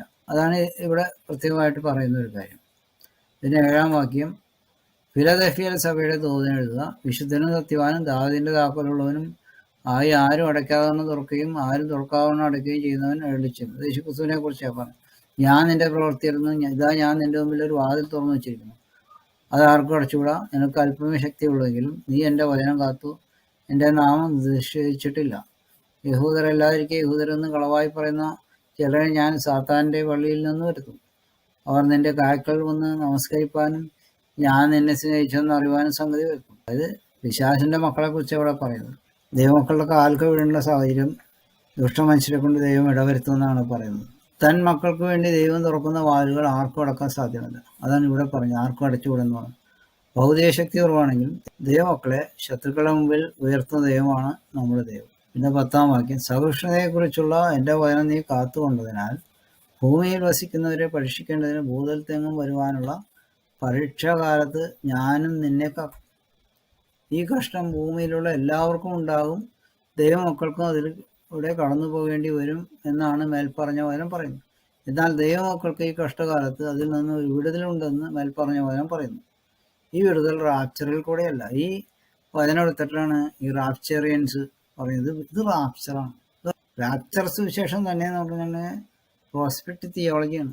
ബൈബിള് ഒരിക്കലും അതിനെ പ്രൊമോട്ട് ചെയ്യുന്നില്ല. അപ്പോൾ ആ ഒരു അണ്ടർസ്റ്റാൻഡിംഗ് ആണ് മിക്കവാറും ബൈബിൾ ടീച്ചേഴ്സ് പറയുന്നത്. അത് ശിക്ഷാവിധിക്ക് കാരണമായിട്ടുള്ളൊരു ടീച്ചിങ് ആണ്. അത് അവർക്ക് മനസ്സിലായിട്ടില്ല, അത് പിന്നീട് മനസ്സിലാക്കിക്കോളും. അത് ആര് പറഞ്ഞാലും അവർ അംഗീകരിക്കാൻ തയ്യാറല്ല. കാരണം അത് പറഞ്ഞാലേ 10 പൈസ അവർ പോക്കറ്റിൽ വരുള്ളൂ. നാളെ കഷ്ടപ്പാടാണ് വരുന്നത്, റാപ്ചറൊന്നും ഉണ്ടാവില്ല എന്ന് പറഞ്ഞാൽ ആരെങ്കിലും പൈസ കൊടുക്കും. അതാണ് അതിൻ്റെ പ്രോബ്ലം. അതുകൊണ്ട് അവരത് അങ്ങനെ പറയുള്ളൂ. അവരെ വയറ്റപ്പഴപ്പിൻ്റെ വിഷയമാണ്. ഞാൻ വേഗം വരുന്നു, നിന്റെ കിരീടം ആരും എടുക്കാതിരിപ്പാൻ തക്കണം നിനക്കുള്ളത് വിളിച്ചുള്ളൂ. അതായത് കൽപ്പനകൾ അനുസരിക്കുക എന്ന് നമ്മൾ കൂടുതൽ പറയുന്നു. അവസാനം വരെ സഹിച്ചു നിൽക്കാത്ത വിശ്വാസികൾക്ക് കിരീടം ലഭിക്കുകയില്ല.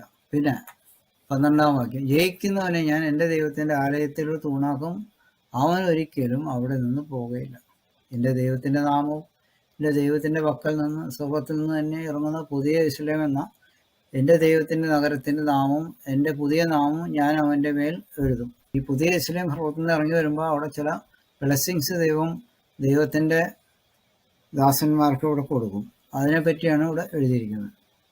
പുതിയ യെരൂശലേമിൻ്റെ മതിലിൻ്റെ അടിസ്ഥാനത്തിൽ, കെട്ടിടത്തിൻ്റെ അടിസ്ഥാനമല്ല, മതിലിൻ്റെ അടിസ്ഥാനത്തിൽ 12 അപ്പോസ്തലന്മാരുടെ പേര് എഴുതുമെന്ന് പറയുന്നുണ്ട്. അതുപോലെ തന്നെ ആ കെട്ടിടത്തിൻ്റെ മതിലിൻ്റെ ഡേറ്റിൽ 12 ഇസ്രായേൽ ഗോത്ര പിതാക്കന്മാരുടെ പേരും എഴുതുമെന്ന് പറയുന്നുണ്ട്. പക്ഷെ ഇവിടെ പറയുന്നത് ആ നഗരം, ആ കെട്ടിടത്തിൻ്റെ പേര് ഓരോ ദൈവമക്കൾക്കും കൊടുക്കുമെന്ന് പറയുന്നു. പിന്നെ വേറൊരു പേരും കൊടുക്കുമെന്ന് പറയുന്നു.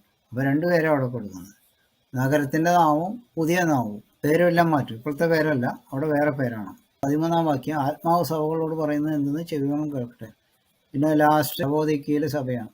14-ാം വാക്യം, ലവോദിക്കയിലെ സഭയുടെ ദൂതൻ എഴുതുക, വിശ്വസ്തനും സത്യവാനുമായ സാക്ഷിയായി ദൈവ സൃഷ്ടിയുടെ ആരംഭമായ ആമേൻ എന്നുള്ളവൻ അരുളി ചെയ്യുന്നത്.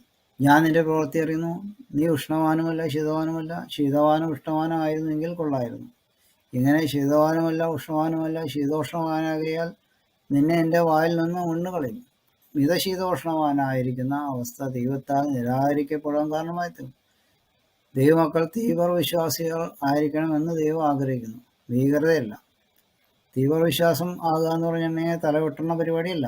ദൈവികമായ കാര്യങ്ങളിൽ ഉറച്ച വിശ്വാസം ഉണ്ടാകുന്നതിനെ കുറിച്ചാണ് ഇവിടെ പറഞ്ഞിരിക്കുന്നത്. പിന്നെ അടുത്ത വാക്യം എന്താണ് പറയുന്നത്? ഞാൻ ധനവാൻ സമ്പന്നനായിരിക്കുന്നു, എനിക്കൊന്നിനും മുട്ടില്ല എന്ന് പറഞ്ഞുകൊണ്ട് നീ നിർഭാഗ്യനും അരിഷ്ടനും ദരിദ്രനും കുരുടനും നഗ്നനും എന്ന് അറിഞ്ഞിരിക്കയാൽ നീ സമ്പന്നനാകേണ്ടതിന് തീയിലൂതി കഴിച്ച പൊന്നും നിന്റെ നഗ്നതയുടെ ലജ്ജ വെളിവാകാതെ വണ്ണം ധരിക്കേണ്ടതിന് വെള്ളയുടുപ്പവും നിനക്ക് കാഴ്ച ലഭിക്കേണ്ടതിന് കണ്ണിൽ എഴുതുവാൻ ലേപവും എന്നോട് വിലയ്ക്ക് വാങ്ങുവാൻ ഞാൻ നിന്നോട് ബുദ്ധി പറയുന്നു. അതായത് ഈ ലോകത്തെ സമ്പത്തല്ല ദൈവസന്നിധിയിൽ വിലയുള്ളത്. ഈ ലോകത്തെ സമ്പത്ത് ഒരു നിമിഷം കൊണ്ടില്ലാണ്ട് ഒരു ഭൂമിയിലേക്ക് വന്ന ഈ കോടികളുടെ കെട്ടിടവും വാഹനവും എല്ലാം ഇല്ലാണ്ടാവില്ലേ? അതിനധികം നേരമൊന്നും വേണ്ട. ഇനിയിപ്പോൾ വലിയൊരു ഭൂകമ്പം ഇപ്പോൾ വരാൻ പോകുന്നുണ്ട്. ആ ഭൂകമ്പത്തിൽ ഈ ലോകത്തിലെ എല്ലാം നശിച്ചു പോകും. ഇപ്പം തന്നെ നമ്മളിവിടെ ഈ യുക്രൈനിൽ നമ്മൾ കാണുന്നതാണ്, ഭയങ്കര വലിയ കെട്ടിടങ്ങളും ഒക്കെ ഉണ്ടായിരുന്നതൊക്കെ എല്ലാം നഷ്ടപ്പെട്ടില്ലേ? ഭൂമി കൊണ്ടോട്ടൊന്ന് തല്ലിപ്പൊളിച്ച് കളയാണ്. ഇവരുടെ കൃത്രിമമായിട്ടുള്ള ഇതാണ്. പക്ഷെ നാച്ചുറൽ കലാമിറ്റീസ് അടുത്ത് വരുന്നുണ്ട്. ഭയങ്കര രോഗവ്യാപകമായ ഭൂകമ്പമാണ് വരാൻ പോകുന്നത്. അത് അധികം താമസിയാതെ ഉണ്ടാകുമ്പോൾ എത്ര വലിയ കെട്ടിടം ഉണ്ടാക്കി ഞങ്ങൾ കഴിവുള്ളവരാണ്, മിടുക്കന്മാരാണ്, നല്ല വാചകമുണ്ട്, ആൾക്കാരെ പറ്റിക്കുന്നവരാണ് ഏറ്റവും വലിയ മിടുക്കന്മാരെന്ന് പറഞ്ഞിട്ടാണല്ലോ ഈ ലോകം നടക്കുന്നത്. കൂടുതൽ പണം ഉണ്ടാക്കുന്നവരാണ് ഏറ്റവും മിടുക്കന്മാർ എന്നൊക്കെ പറഞ്ഞ് നടക്കുന്ന ലോക മനുഷ്യരാണ് ഭൂരിഭാഗമുള്ളത്. അത് വിശ്വാസികളാണെന്ന് പറയുന്നവർ അങ്ങനെ തന്നെയാണ് പറയുന്നത്. അപ്പോൾ എനിക്ക് അവിടെ അമേരിക്കയിൽ ഒരു കെട്ടിടമുണ്ട്, ഇവിടെ കെട്ടിടമുണ്ട്, ഇന്ത്യയിൽ കെട്ടിടമുണ്ട്, ഞാനൊരു കഴിവുള്ളവനാണ്. എന്ത് കഴിവാണ് അവനൊക്കെ ഉള്ളത്? ഇവൻ പറ്റിച്ച് ഉണ്ടാക്കുന്ന പൈസയല്ലേ? അല്ലെങ്കിൽ ഏതെങ്കിലും ഒരു കാലത്ത് വില കുറഞ്ഞിരിക്കുന്ന സമയത്ത് വരുമ്പോൾ മേടിച്ചിട്ട സ്ഥലം, ആ സ്ഥലം പിന്നീട് ഇങ്ങനെ കൂടി കൂടി കൂടി ഇങ്ങനെ വരികയാണ്. പക്ഷേ ഈ കൂടി കൂടി വന്നിട്ടൊരു കാര്യമില്ല. ഇത് കൂടി വരാന്ന് പറഞ്ഞാൽ ബലൂൺ ഊതി ഉറപ്പിച്ച മാതിരേ ഉള്ളൂ. അത് ഊതി ഊതി ഊതി ഊതി നമ്മൾ ഊതി ഉറപ്പിച്ച് ഈ ബലൂൺ ആസ്തിക്ക് വിട്ടാൽ കുറേ കഴിയുമ്പോൾ പൊട്ടിപ്പോകും. ഈ ഹൈഡ്രജൻ നിറച്ച് നമ്മൾ വിടുന്നില്ലേ? അല്ലെങ്കിൽ ഹീലിയം നിറച്ച് വിട്ടത് പോയി കഴിഞ്ഞാൽ അത് അവിടെ നിൽക്കുമോ? അതിനൊരു കാലാവധി ഉണ്ട്. അത് കഴിയുമ്പോൾ അത് പൊട്ടും. പൊട്ടിക്കഴിയുമ്പോൾ ഒന്നുമില്ല. അതുപോലെ തന്നെയാണ് ഭൂമിയിലുള്ള എല്ലാ സൃഷ്ടിയും. എത്ര വലിയ പാലം പണിതാലും സ്കൈ ട്രെയിൻ പണിതാലും വലിയ എയർപ്ലെയിൻ ഒന്നും കാര്യമില്ല. അതെല്ലാം ഒരു സമയത്തേക്കേ ഉള്ളൂ. അത് കഴിയുമ്പോൾ അതിൻ്റെ പണി തീരും. അപ്പോൾ ഇവരുടെ ഈ അഹങ്കാരമൊക്കെ നിൽക്കും. അതാ ദൈവത്തോട് പറയുന്നത്. അതുകൊണ്ടൊന്നും യാതൊരു കാര്യമില്ലെന്നാണ് പറഞ്ഞത്. ഈ ലോകത്ത് നാം അനുഗ്രഹിക്കപ്പെട്ടവരാണെങ്കിൽ ദൈവസന്നിധിയിൽ നീതിയുള്ളവരാണെന്ന് ഒരു പഠിപ്പിക്കലുണ്ട്. എന്നാൽ മേൽപ്പറഞ്ഞ വചനം അതിന് ഘടകവിരുദ്ധമാണ്. യേശുക്രിസ്തു പറഞ്ഞ ലാസറിൻ്റെയും ധനവാന്റെയും കഥ ധനവാന്മാരുടെ വിധിയെക്കുറിച്ച് നമുക്ക് സൂചന തരുന്നു. പിന്നെ അടുത്ത വാക്യം എന്താണ്? എനിക്ക് പ്രിയമുള്ളവരെയൊക്കെ ഞാൻ ശാസിക്കുകയും ശിക്ഷിക്കുകയും ചെയ്യുന്നു. ആകയാൽ നീ ജാഗ്രതയുള്ളവനായിരിക്കാം, മാനസാന്തരപ്പെടും. ഒരു വിശ്വാസിയെ ദൈവം ശിക്ഷിച്ചാൽ അതിൻ്റെ അർത്ഥം ആ മനുഷ്യനെ ദൈവം തള്ളിക്കളഞ്ഞൊന്നുമല്ല, ആ മനുഷ്യനെ ദൈവം ശുദ്ധീകരിച്ചാണ്. എന്നാൽ ഒരു അവിശ്വാസിക്ക് ദൈവം കൊടുക്കുന്ന ശിക്ഷ സ്ഥിരമാണ്. തുടർന്ന് ആ മനുഷ്യൻ നരകത്തിൽ പോവുകയും ചെയ്യും. 2 കൊരിന്ത്യർ 2:16 പറയണം. ഇവർക്ക് മരണത്തിൽ നിന്ന് മരണത്തിലേക്കുള്ള വാസന, അവർക്ക് ജീവനിൽ നിന്ന് ജീവനിലേക്കുള്ള വാസന. മറ്റുള്ളവർക്ക് ഈ ലോകത്തുള്ള ശിക്ഷാവിധിയിൽ നിന്നും നരകത്തിലേക്ക് പോകുന്നതിനുള്ള ഒരു പ്രൈമറി ശിക്ഷയാണ് അതാണ് പറയുന്നത്. അപ്പോൾ രണ്ടും ഒരേപോലെ തന്നെയായിരിക്കും. ഒരു വിശ്വാസി കുറ്റം ചെയ്താലും അവിശ്വാസി കുറ്റം ചെയ്താലും രണ്ടുപേർക്കും ശിക്ഷ ഒരുപോലെ വരണേ. ഒരുപക്ഷെ വിശ്വാസിക്ക് കിട്ടുന്ന അല്പം കഠിനമായിട്ട് കിട്ടുമായിരിക്കും. പക്ഷെ അതുകൊണ്ട് അത് അവരുടെ കയ്യിലിരിപ്പുകൊണ്ട് കിട്ടിയെന്ന് ആരെങ്കിലും മിടുക്കന്മാരായിട്ടുള്ളവർ പറഞ്ഞു കഴിഞ്ഞാൽ അത് അവർക്ക് ശിക്ഷാവിധിക്ക് കാരണമാകുകയുള്ളൂ. അവർക്കും ശിക്ഷ കിട്ടും. അപ്പോൾ നമുക്കൊരു ദോഷം വന്നു, അത്യാവശ്യം വേണ്ടതാണ് എന്ന് പറയുന്നവനെ ദൈവം തീർച്ചയായിട്ടും ശിക്ഷിക്കും. എൻ്റെ അനുഭവത്തിൽ നിന്ന് ഞാൻ പറയുന്നത്, എക്സാമ്പിൾ ഒന്നും ഞാനിപ്പോൾ പറയുന്നില്ല, പക്ഷെ യഥാർത്ഥത്തിൽ അങ്ങനെ സംഭവിക്കും. പിന്നെ അടുത്ത വാക്യം എന്താ പറയുന്നത്? ഞാൻ വാതിൽക്കൽ നിന്ന് മുട്ടുന്നു, ആരെങ്കിലും എൻ്റെ ശബ്ദം കേട്ട് വാതിൽ തുറന്നാൽ ഞാൻ അവൻ്റെ അടുക്കൽ ചെന്ന് അവനോടും അവൻ എന്നോടും കൂടെ അത്താഴം കഴിക്കും. ജയിക്കുന്നവനെ ഞാൻ എന്നോട് കൂടെ എൻ്റെ സിംഹാസനത്തിൽ ഇരിപ്പാൻ വരുന്നുള്ളൂ. ഇതിലിപ്പോൾ പറയുന്നത് ഈ ഞാൻ വാതിൽക്കൽ നിന്ന് മുട്ടുന്നു എന്ന് പറഞ്ഞാൽ ഇത് 2 കൂട്ടരോടാണ് ഇത് പറയുന്നത്. കാരണം വാതിൽക്കൽ നിന്ന് മുട്ടുക എന്ന് പറഞ്ഞിട്ട് ഈ മാനസാന്തരം വേണം എന്ന് ദൈവമക്കളോട് ഉപദേശിക്കും. അതിനെപ്പറ്റിയാണ് ഒരു ഇത് പറയും. പിന്നെ അത് കൂടാതെ ഒട്ടും മാനസാന്തരം ഇല്ലാതെ ദൈവത്തെ കുറ്റം പറഞ്ഞു നടക്കുന്ന ആൾക്കാർ ഭൂരിഭാഗം ഭൂമിയിലുണ്ടല്ലോ. അവരോടും ദൈവം പറയാണ്, ഞാൻ പറഞ്ഞു കേട്ടുവാ, അങ്ങനെ ചെയ്താൽ സ്വർഗീയമായ അനുഗ്രഹങ്ങൾ ഉണ്ടാകുമെന്നാണ് പറയുന്നത്. അപ്പോൾ ദൈവം കൂടെ വന്നിരുന്ന് ഭക്ഷണം കഴിക്കുമെന്നാണ് പറയുന്നത്. ആത്മീയ ഭക്ഷണമായി കൊടുക്കുന്നത്. ആത്മീയ ഭക്ഷണം പരിശുദ്ധാത്മാവിനെ കൊടുക്കും, സ്വർഗീയ അവകാശവും കൊടുക്കും, സ്വർഗത്തിലുള്ള വലിയ അനുഗ്രഹങ്ങളും ഉണ്ടാകും എന്നാണ് പറയുന്നത്. ഇത് 2 കൂട്ടർക്കും ബാധകമായിട്ടുള്ളൊരു വചനമാണത്, വിശ്വാസിക്കും അവിശ്വാസിക്കും. ഞാനും ജയിച്ച എൻ്റെ പിതാവിനോട് കൂടെ അവൻ്റെ സിംഹാസനത്തിൽ ഇരുന്ന പോലെ തന്നെ യേശുക്രിസ്തുവിൻ്റെ കൂടെ എപ്പോഴും ഇരിക്കുന്ന ആൾക്കാർക്ക് 114 പേര് ഭൂമിയിൽ നിന്ന് വിലയ്ക്ക് വാങ്ങിയവർ മാത്രമേ ഉള്ളൂ. അവരെപ്പോഴും ഉണ്ടാവും. പക്ഷെ മറ്റുള്ളവർക്ക് അവിടെ ഇരിക്കാൻ ഒരു അവസരം കൊടുക്കും എന്നാണ് ഇതിൽ നിന്ന് നമുക്ക് മനസ്സിലാവുന്നത്. അതാണ് അങ്ങനെ പറഞ്ഞിരിക്കുന്നത്. ആത്മാവ് സഭകളോട് പറയുന്നത് എന്തെന്ന് ചെവികളാൻ കേൾക്കട്ടെ. വചനം അനുസരിക്കുവാൻ യേശു എല്ലാ സഭകളോടും ആവശ്യപ്പെടുകയാണ്. പുതിയ യെരൂശലേം എന്ന് വരുമ്പോൾ അവിടെ സിയോൻ മലയുണ്ടാവും. ആ സിയോൻ മലയിൽ പിതാവ് ഉണ്ടാവും, പുത്രനും അവിടെ ഉണ്ട്. അപ്പോഴും ഒരുമിച്ചായിരിക്കും. അവരുടെ കൂടെ ഇരിക്കുന്ന ആകെ 144,000 ഇസ്രായേൽ മക്കൾ മാത്രമേ ഉള്ളൂ. പിന്നെ ദൈവിക ദൂതന്മാർ വേറെ ഉണ്ടാവും. ഭൂമി സൃഷ്ടിച്ചതിന് ശേഷം ഏഞ്ചൽസ് ഭൂമിയിൽ വസിക്കുന്ന സമയത്ത് ശുക്രനക്ഷത്രങ്ങളിലും മറ്റുള്ള നക്ഷത്രങ്ങളിലും ഇപ്പോൾ അവകാശമുള്ളതുപോലെ തന്നെ അന്ന് ദൈവമക്കൾക്കായിരിക്കും അവകാശമുള്ളത്. അത് സാത്താന് കൊടുത്ത അതേ അവകാശം തിരിച്ചു കൊടുക്കണം. അത് ദൈവമക്കൾക്ക്, നമ്മളെ പോലെയുള്ള ആൾക്കാർക്കാണ്. പക്ഷെ ഈ വക കാര്യങ്ങളൊന്നും ഇതിൽ നേരിട്ട് നമ്മൾ നോക്കിക്കഴിഞ്ഞാൽ അത് കാണാൻ സാധിക്കില്ല. പക്ഷെ അതിന് നമ്മൾ വചനം ധ്യാനിച്ചാൽ മാത്രമേ നമുക്ക് കിട്ടുള്ളൂ. അതുകൊണ്ടാണ് വചനം ധ്യാനിക്കണം എന്ന് പറയാൻ കാരണം. ഇവിടെ ഇരുന്ന് എന്താ എഴുതി വെറുതെ അങ്ങോട്ട് വായിച്ചു പോയത്, വായിച്ചു കഴിഞ്ഞിട്ട് അത് ആലോചിച്ച് എന്തതിൻ്റെ അർത്ഥം എന്നാണ് എന്ന് നമ്മൾ ചിന്തിക്കുമ്പോഴാണ് നമുക്ക് അതിൻ്റെ കാര്യം മനസ്സിലാവുന്നത്. അത് ദൈവികമായിട്ടുള്ള ഒരു താല്പര്യം, ഒരു കൃപ ആവശ്യമാണ്. കൃപ എന്ന് വെച്ചാൽ നമുക്ക് എല്ലാവർക്കും ദൈവം കൊടുക്കും. പക്ഷെ അത് ദൈവത്തിൻ്റെ വചനത്തോട് കീഴടങ്ങാൻ തയ്യാറുള്ളവർക്ക് മാത്രമേ അത് കിട്ടുള്ളൂ. അല്ലാത്തവർക്കും അത് കിട്ടില്ല. ദൈവമക്കളാണെന്ന് പറഞ്ഞിട്ട് കാര്യമില്ല. എൻ്റെ വഴിക്ക് പോകണം, ദൈവം ഞാൻ പറഞ്ഞു കേട്ട് പോകണം എന്ന് വിചാരിക്കുന്ന ആൾക്കാർക്ക് അതില്ല. ഞാൻ വിചാരിച്ചു മാത്രമേ ശരിയുള്ളൂ എന്ന് ഉള്ളിൽ വിചാരിക്കുന്നവരവർ.